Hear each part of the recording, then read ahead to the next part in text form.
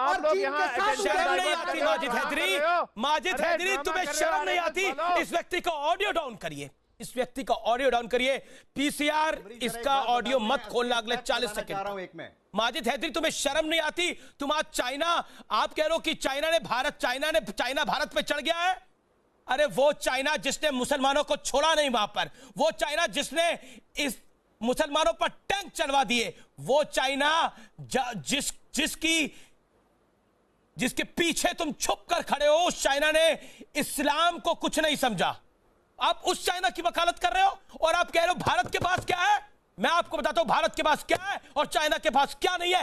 तुम भी सुनना और जो लोग भारत को कम आंकते हैं वो भी सुने, और याद सुनना जरूरी है। भारत के पास वो आध्यात्मिक शक्ति है जो शायद चाइना के पास नहीं है। आप बोलेंगे कि मैं कोई गुरु की तरह बात कर रहा हूं, लेकिन मैं आपको एक हार्ड फैक्ट बता रहा हूं।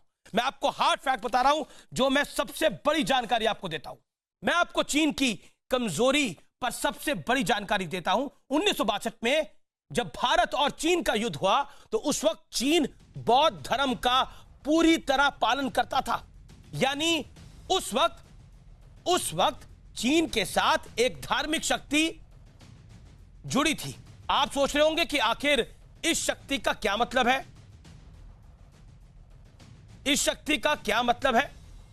दरअसल जिस देश में धार्मिक भावना होती है वहां के लोग अपने देश के प्रति समर्पण का भाव रखते हैं। लेकिन आज चीन एक बड़ा नास्तिक मुल्क है, यानी अब वहां देश के लिए जीने मरने की भावना लगभग खत्म हो चुकी है।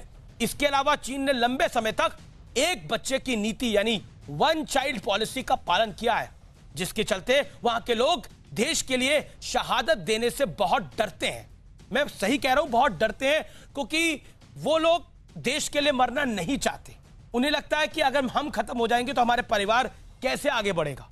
हालांकि मजबूर होकर 2015 में चीन ने इस पॉलिसी को खत्म कर दिया, लेकिन अभी इस पॉलिसी को खत्म हुए मात्र 5 साल ही हुए हैं। जबकि भारत में देश के लिए शहादत देना बड़े गर्व की बात होती है। एक गांव से अगर एक बच्चा जाता है तो मां कहती है मेरा दूसरा बच्चा भी ले लिया जाए। हर गांव शहीदों के नाम पर जाने जाते हैं, यानी कहा जाता है कि किस गांव से कितने शहीद हुए हैं उसका पलड़ा उतना ही भारी है। ये हमारे देश की है, चाहे वो मध्य प्रदेश हो, चाहे वो पंजाब हो, चाहे वो बिहार हो, चाहे वो उत्तर प्रदेश हो। राकेश सिन्हा है मेरे साथ। प्रोफेसर राकेश सिन्हा सिर्फ एक मेंबर ऑफ पार्लियामेंट है, सिर्फ ये नहीं है, प्रोफेसर राकेश सिन्हा इतिहास के बड़े जानकार हैं। प्रोफेसर राकेश सिन्हा, मैं आपका रुख करता हूं। ये शक्ति भारत की बहुत बड़ी है, क्योंकि चीन अब एक नास्तिक मुल्क है और वहां पर देश पे कुर्बान होने की जो भावना है वो लगभग समाप्त है। और हमारे यहां देश प्रेम का ज्वार है। ये कितनी बड़ी शक्ति है भारत की।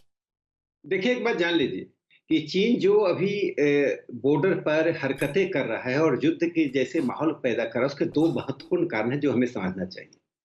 पहली बात यह है कि 1962 की हार के बाद भी सरकारों ने लगभग नहीं सीखा था।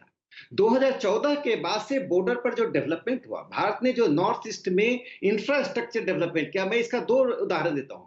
सिक्किम में जो एयरपोर्ट बना, पेकोंग एयरपोर्ट, और अरुणाचल में तेजू एयरपोर्ट बना। ये दोनों एयरपोर्ट का बनना रणनीति की तरह से, स्ट्रेटेजिक तरह से बहुत ही महत्वपूर्ण है। ये बहुत ही क्रिटिकल रोल में चला गया भारत।